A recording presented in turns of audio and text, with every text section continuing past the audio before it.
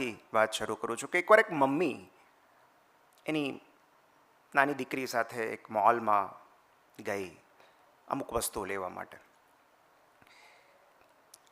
અને એ બધું પહેલાં બાસ્કેટમાં નાખતા હતા અને થોડી વાર રહીને દીકરીએ કીધું કે મારે આ જોઈએ છે. એટલે મમ્મીએ કચવાતા મને એને હા પાડીને આપી દીધું. થોડી આગળ ગયા એટલે ફરી પાછું દીકરી કીધું કે હવે મારે આ જોઈએ છે. એટલે મમ્મીએ ના પાડી. એટલે દીકરીએ ધીમે ધીમે ધીમે રડવાનું શરૂ કર્યું. એટલે મમ્મીએ કીધું કે નો. એટલે દીકરીએ મોટેથી ભેંકડા તાણવાની શરૂઆત કરી ડિપાર્ટમેન્ટલ સ્ટોરમાં. અને મમ્મીએ બહુ હળવેથી કીધું કે ગીતિકા શાંતિ રાખ. પેલી વધારે જોરથી રડવા માંડી, જમીન પર બેસી ગઈ. એટલે મમ્મીએ કીધું કે ગીતિકા, બધા તને જુએ છે, તારે બિલકુલ સીન ક્રિએટ કરવાનો નથી. અને પેલી દીકરી તો પછી જમીન પર સૂઈ ગઈ, આળોટવા માંડી, વસ્તુઓ ફેંકવા માંડી. એટલે પેલીએ મોટેથી કીધું કે ગીતિકા શાંતિ રાખ. એટલે બાજુમાં એક ભાઈ ઊભા હતા. એ કે શું તમે ક્યારના બાળક સાથે વાત કરો છો? એ કાંઈ સાંભળતું સમજતું તો છે નહીં. એટલે પહેલાં બેને કીધું કે ગીતિકા મારું નામ છે.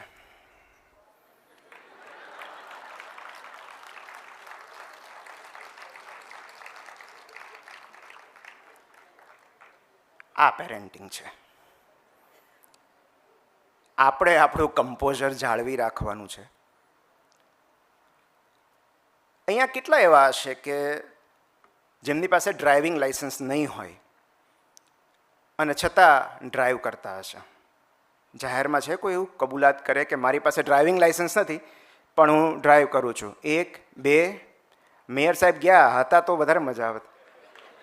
5-6 જણ છે. ઓકે. એવા કેટલા પાયલટ હશે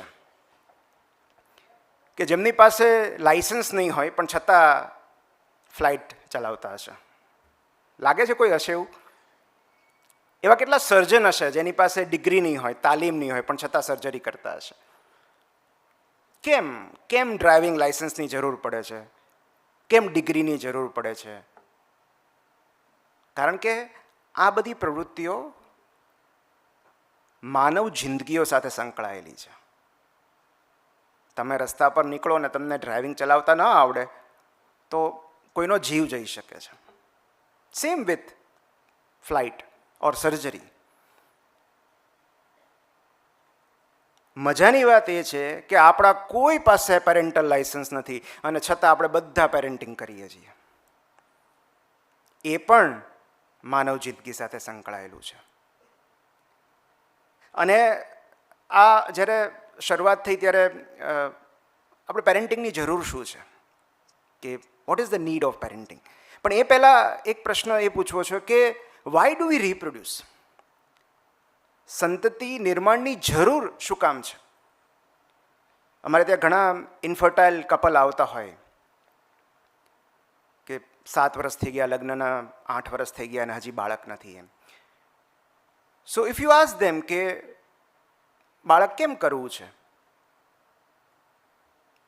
મોટાભાગનાને ખબર નથી હોતી. ફેમિલીનું પ્રેશર છે.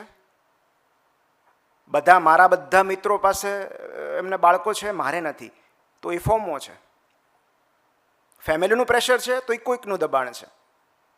પરંપરાના ભાગ રૂપે છે તો એનો મતલબ એમ કે you are just following the tradition.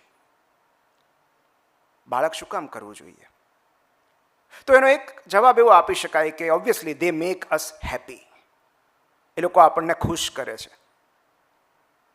એટલે એમને આ પૃથ્વી પર લાવવાની પ્રક્રિયા તો ખુશ કરે જ છે, પણ એ લોકો આવી ગયા પછી પણ એ લોકો આપણને ખુશી આપે છે. એમનો ચહેરો જોઈ, એમનો સ્પર્શ માણીને જ્યારે આપણને ગળે મળે છે ત્યારે આપણા દિવસભરનો થાક ઉતરી જાય છે.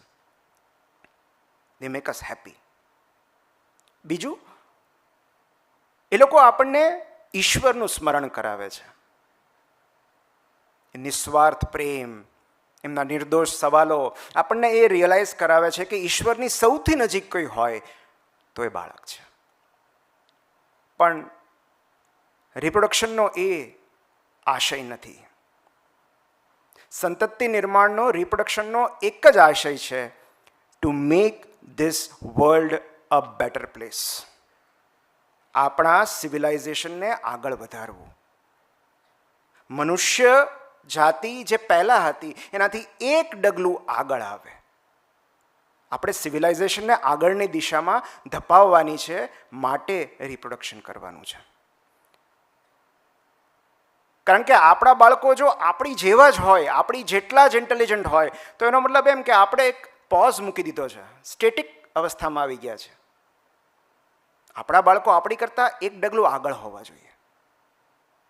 તો અલ્ટિમેટ ગોલ શું છે પેરેન્ટિંગનો? પેરેન્ટિંગનો અલ્ટિમેટ ગોલ એક જ છે, to make hour children independent. એક બહુ સરસ ઇમેજ મેં હમણાં જોઈ હતી કે એક નાનો એવા પાંજરામાં એક પક્ષી હતું અને એક નાના એવા બાળકને એની સાથે દોસ્તી થઈ જાય છે. એ આવે છે અને એની સાથે વાતો કરે છે. ધીરે ધીરે ભાઈબંધી થઈ જાય છે અને પછી એક દિવસ બાળક એમ કહે છે કે તું પાંજરામાં પૂરાયેલું રહે ને, મને નથી ગમતું, તો જો હું મોટો પથ્થર લાવ્યો છું, હું તારું પાંજરું તોડી નાખું અને હું તને આઝાદ કરી દઉં. એટલે પંખી એવું કહે છે કે મને આઝાદ નહીં કરતો, મને આઝાદ કરીશ તો હું ઉડી જઈશ, પછી હું કદાચ પાછું ન આવું.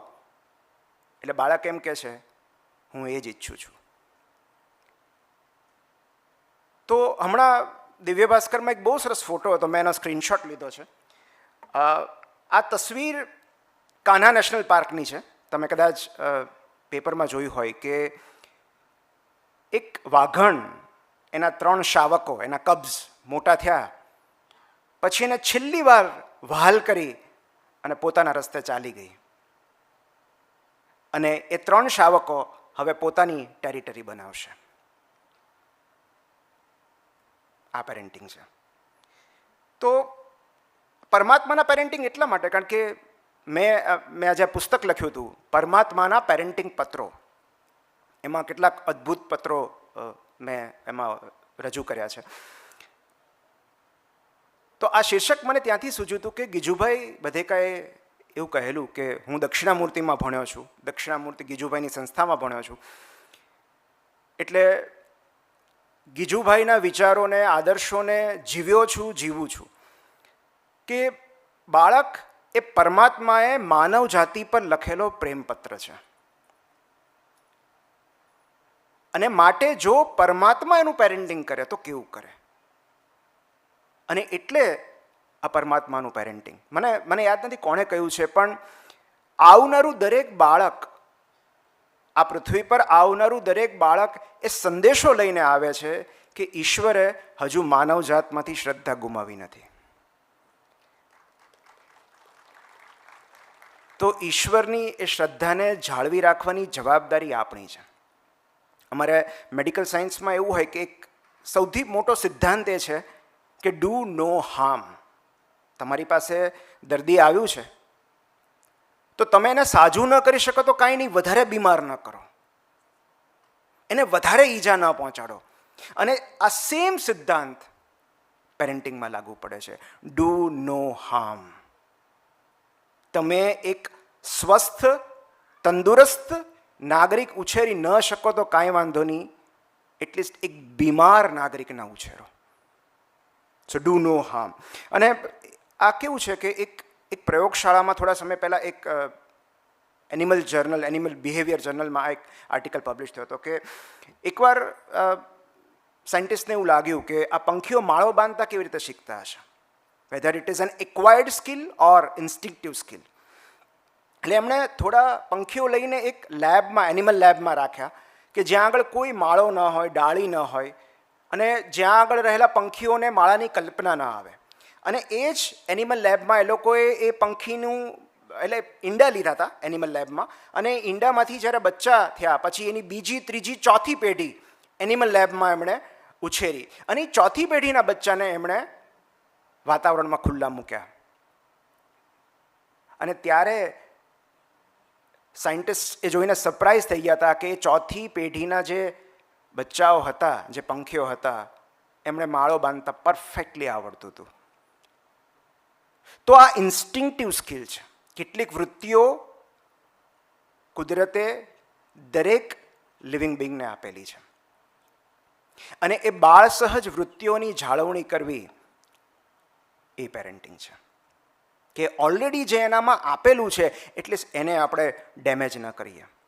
કારણ કે ગીજુભાઈ એવું કહેતા કે હું બાળ ઉછેર નથી કરતો, હું ફક્ત બાળ ઉછેર માટેનું વાતાવરણ પૂરું પાડું છું. Same is with us. Parenting કરવાવાળા આપણે કોણ? સૌથી મોટું પેરેન્ટિંગ પ્રકૃતિ કરે છે. એક બહુ સરસ